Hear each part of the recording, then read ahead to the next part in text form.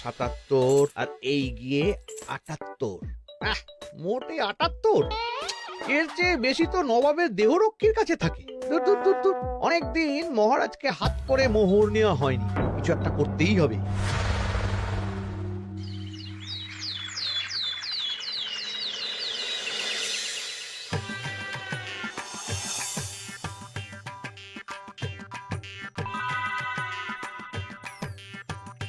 কই গো, কিছু কি ঠিক করলে?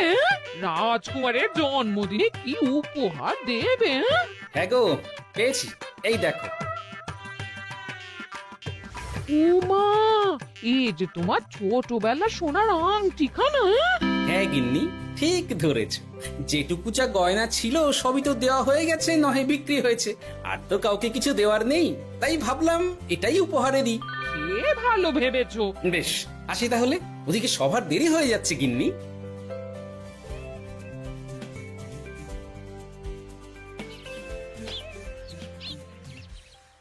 আচ্ছা শোনো, একটা কথা বলতে ভুলে গেছিলাম, আজ একটু তাড়াতাড়ি বাড়ি এসো। শাড়িওয়ালাকে আসতে বলেছি দুপুরে। আবার শাড়িওয়ালা কেন? আরে তুমি ভুলে গেলে, সামনে আমার মন্দির বিয়ে, তার জন্য নতুন শাড়ি লাগবে না গো। একমাত্র বড় মাসির মেয়ে বলে কথা। বুঝলাম, তো ওই একটা শাড়ির জন্য আবার আমাকে থাকতে হবে? 3টে শাড়ি উপহারের পাশাপাশি আমারও একটা শাড়ি চাই। হ্যাঁ আচ্ছা, তুমি নতুন শাড়ি নিয়ে কি করবে বলো তো? বিয়েটা তো তোমার বংশীর। বলি, সারাটা জীবন তো এই এক কাপড়ই কাটিয়ে দিলাম, কি দিয়েছ তুমি আমায়? কেন, এই নিজেকে? আমার মতো স্বামী আর কোথাও পাবে? ও সব মন ভুলানো কথায় আর চিড়ে ভিজবে না, তাড়াতাড়ি আসবে বলে দিলাম। হ্যাঁ অগত্যা।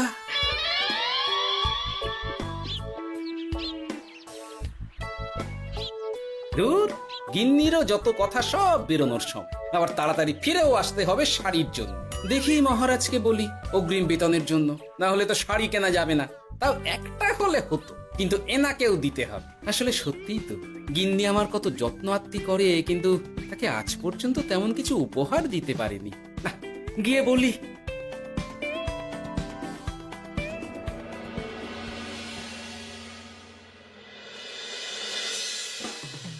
রাজকুমারীর জন্মদিন উপলক্ষে যে আপনারা এত উপহার এনেছেন তার জন্য অনেক ধন্যবাদ।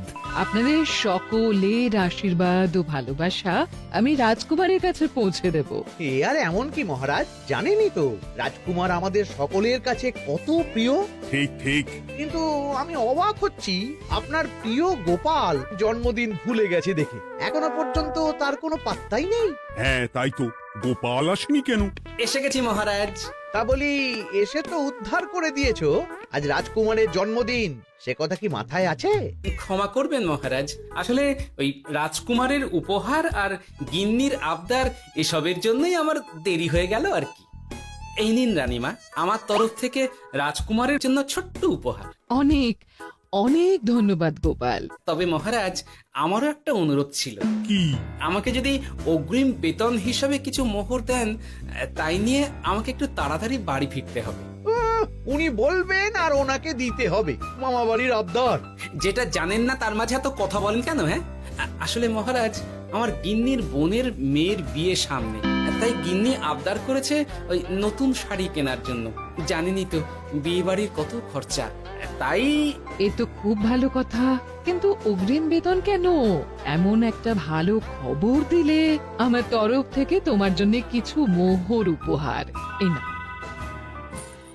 ধন্য মা আপনি, আপনার মতো মা থাকতে সত্যি ছেলের কোনো চিন্তা থাকে না রানীমা।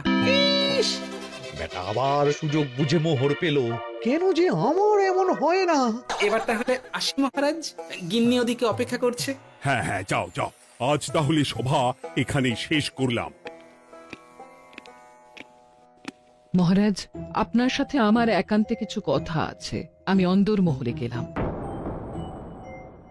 রানীমার আবার হঠাৎ কি হলো, ব্যাপারটা দেখতে হচ্ছে।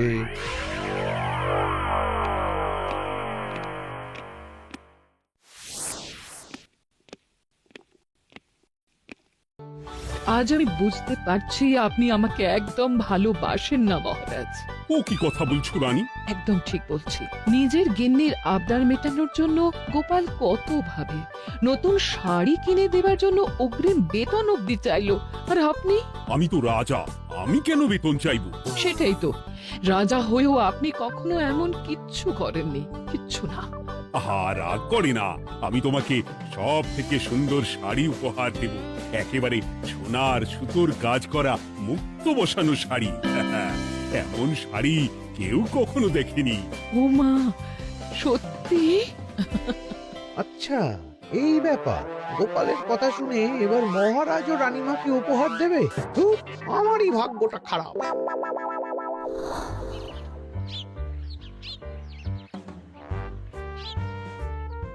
হাজার চেষ্টা করেও গোপালকে আটকানো যায় না। দূর দূর দূর, আমি যা চেয়েছিলাম তা ওই গোপাল পেয়ে গেল। ও কি গো, তুমি কার সাথে কথা বলছো? দুর্ভাগ্যর সাথে। কি সব অলক্ষণের কথা? কি হয়েছে?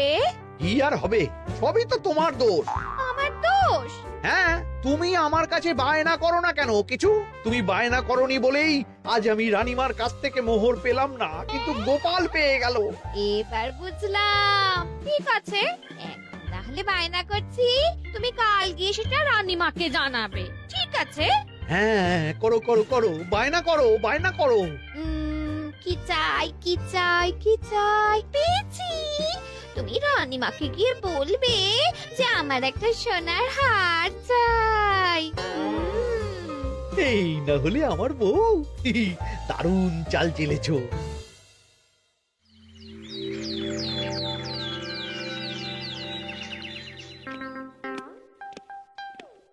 কি গো মন্ত্রী, আজ যে তুমি দেরি করলে বড়।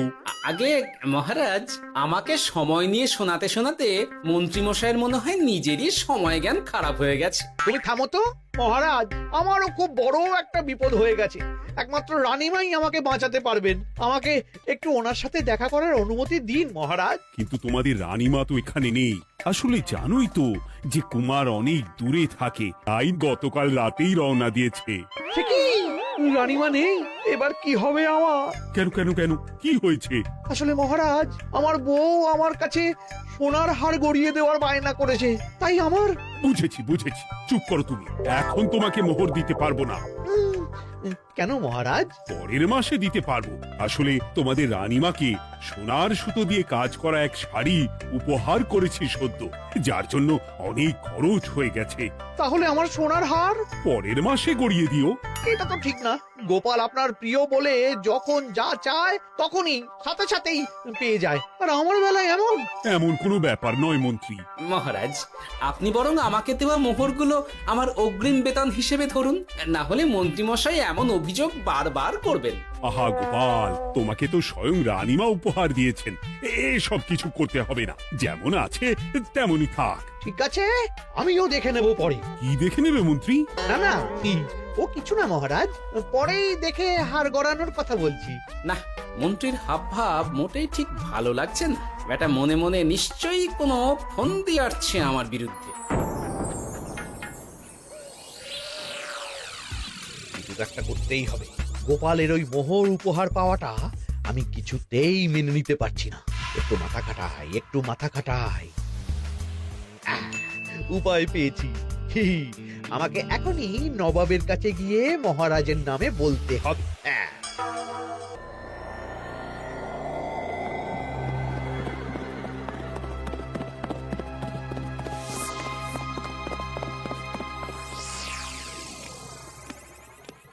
প্রণাম নবাব বাহাদুর।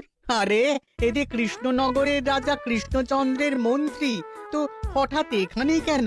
আমি নবাব বাহাদুরকে আন্তরিক ধন্যবাদ জানাতে এসেছি। কিসের জন্য?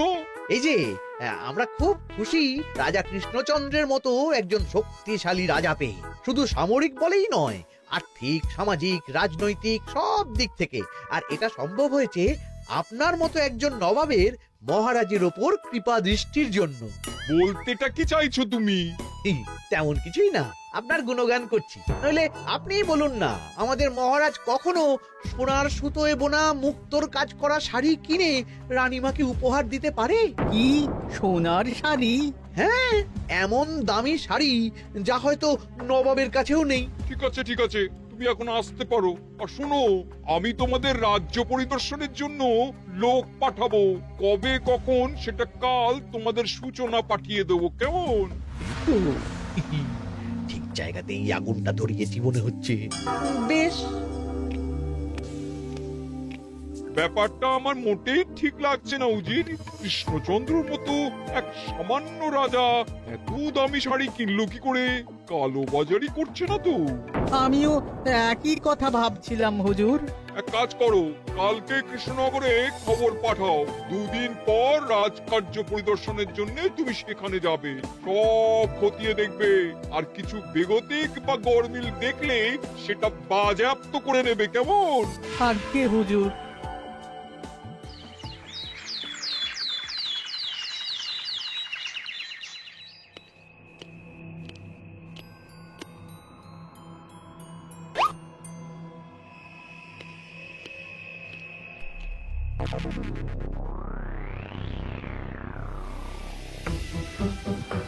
কি হয়েছে মহারাজ? কার চিঠি? নবাবের রাজকার্য পরিদর্শনের জন্য লোক পাঠাবে 2 দিন পর। এতে চিন্তার কি আছে মহারাজ? চিন্তার বিষয় আছে। নবাব আমার রাজকোষের হিসাবও মিলিয়ে দেখতে চায়। কোনো একটা ভাবে নবাবের কানে আমার সোনার শাড়ি কেনার কথাটা চলে গেছে, তাই সন্দেহ করছে। সে কি কাণ্ড! নবাবকে তো চিনি, ভুল ধরার কোনো সুযোগ ছাড়বে না। আর চিঠিতে পরিষ্কার লিখে দিয়েছে, হিসেবের একটু এদিক ওদিক হলেই সে সব বাজেয়াপ্ত করে নেবে। হায় কপাল, এ সব হয়েছে গোপালের জন্য। অমনি শুরু করে দিলেন। আচ্ছা, আমি আবার কি করেছি বলুন তো? তুমিই তো করেছো। সেদিন যদি তুমি তোমার গিন্নির শাড়ি কেনার কথাটা রানীমার কানে না তুলতে, তাহলে রানীমাও মহারাজের কাছে শাড়ির জন্য বায়না করতেন না, মহারাজও সোনার শাড়ি কিনতেন না, আর নবাবও জানতে পারতেন না। একদম ঠিক কথা বলেছ মন্ত্রী, সব দোষ তোমার গোপাল। মহারাজ, আপনি এমন বলছেন? হ্যাঁ বলছি, কারণ এটাই হয়েছে। দুশ্চিন্তায় এখন মাথা খারাপ হয়ে যাচ্ছে আমার। আমি জানি না তোমার জন্য আজ অব্দি এমন বিপদে কবে পড়েছি। এবার তোমাকেই এখান থেকে বেরোনোর উপায় বের করতে হবে। আর যদি তা না করতে পারো, তাহলে আজ পর্যন্ত তোমাকে যত মোহর উপহার দেওয়া হয়েছে সেই সব উপহারের মোহর ফেরত দিতে হবে। সব মোহর যে প্রায় খরচ হয়ে গেছে মহারাজ, আবার আমি কোথা থেকে পাবো? সেটা তুমি জানো। এইবার গোপাল ভালো মতো জব্দ হয়েছে। এই যে লঘু পাপে গুরুদণ্ড। গোপাল পড়ল ফাঁদে। এমন দেখে মন্ত্রী হাসে আর আমার মনটা কাঁদে।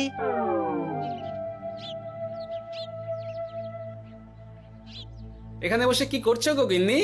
এসে পড়েছ? ওমা, তোমার মুখটা এমন শুকনো দেখাচ্ছে কেন? আর বলো না, এই হিসেবের ঠেলায় সবকিছু বেহিসাবি হয়ে যাচ্ছে একেবারে। আচ্ছা, তুমি কি করছিলে ওই রসিদগুলো নিয়ে? দেখে হিসেব করছিলাম এ মাসে অনেক খরচ হয়েছে কিনা, সেই বুঝে পরের দিনগুলো চালাতে হবে গো। কি বললে? রসিদ দেখে হিসেব কষা? রি, এটা তোমার মাথাতেই আসেনি।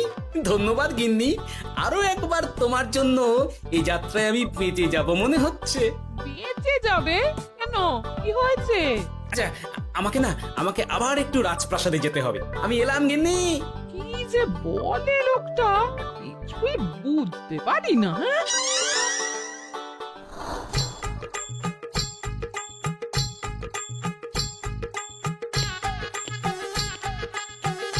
আসতে পারি মহারাজ?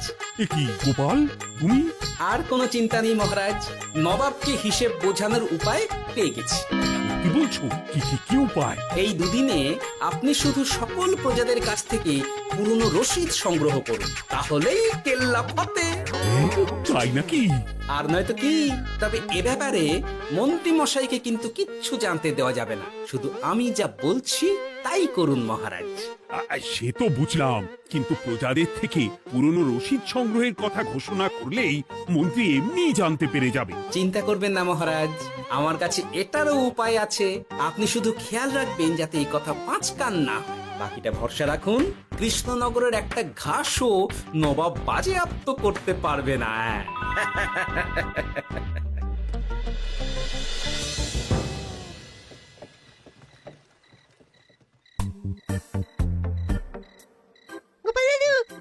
চলে এসেছি।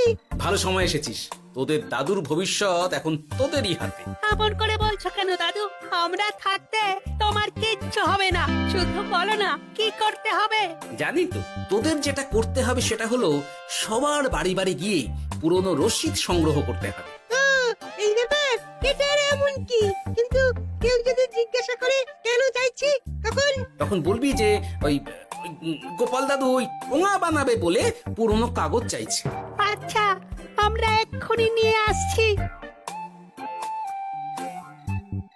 যাক, প্রথম ধাপ হয়ে গেল, এবার পরের ধাপের প্রস্তুতি।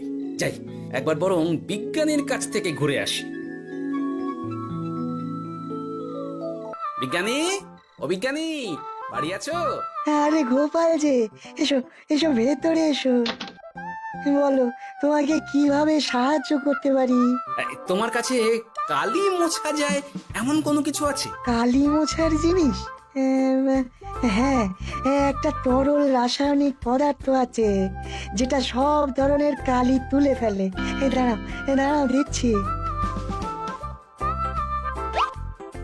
অনেক ধন্যবাদ বিজ্ঞানী।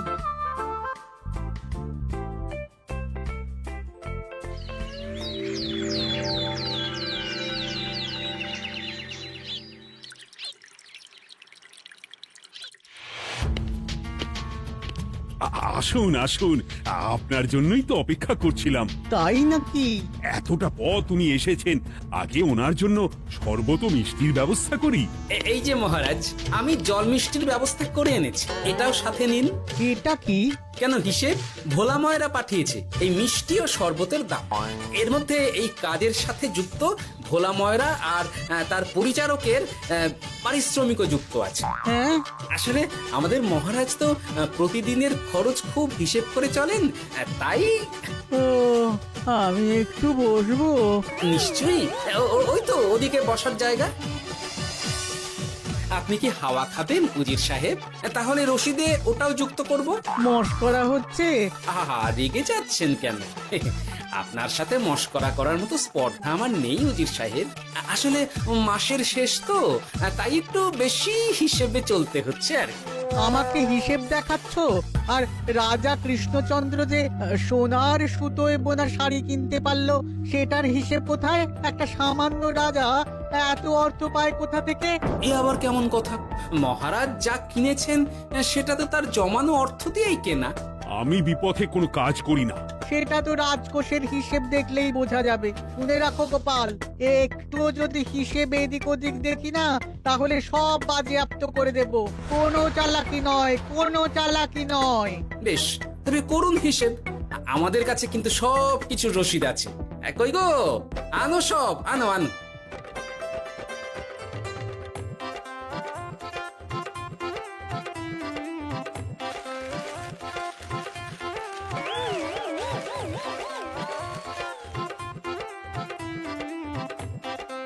হ্যাঁ, এত রসিদ? আপনি বরং নিশ্চিন্তে হিসেব কষে নিন, আমরা আসি।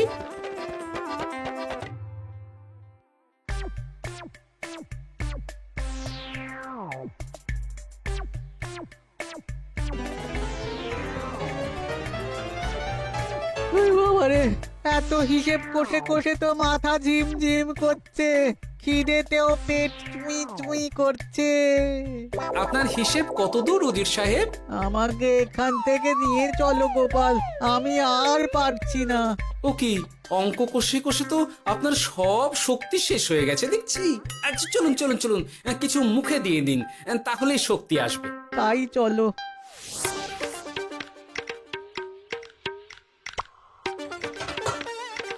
নিন, এটা হলো দুপুরের খাবার, আনাজ মশলা, এমনকি রান্নার ঠাকুরেরও পারিশ্রমিকের হিসেব। এবার আমি পাগল হয়ে যাব। আমি আর কোনো হিসেব দেখতে চাই না। সব সময় কি আর হিসেব নিয়ে চলা যায় নাকি? কি আর করা যাবে বলুন? হিসেবে না চললে আপনি তো মহারাজের উপার্জনের উপর সন্দেহ করবেন, আর বেশি খরচ হলেই সম্পত্তি বাজেয়াপ্ত করবেন।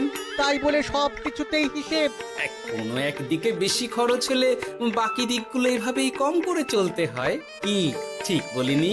আমি আমার ভুল বুঝতে পেরেছি গোপাল, এবার আমাকে রেহাই দাও।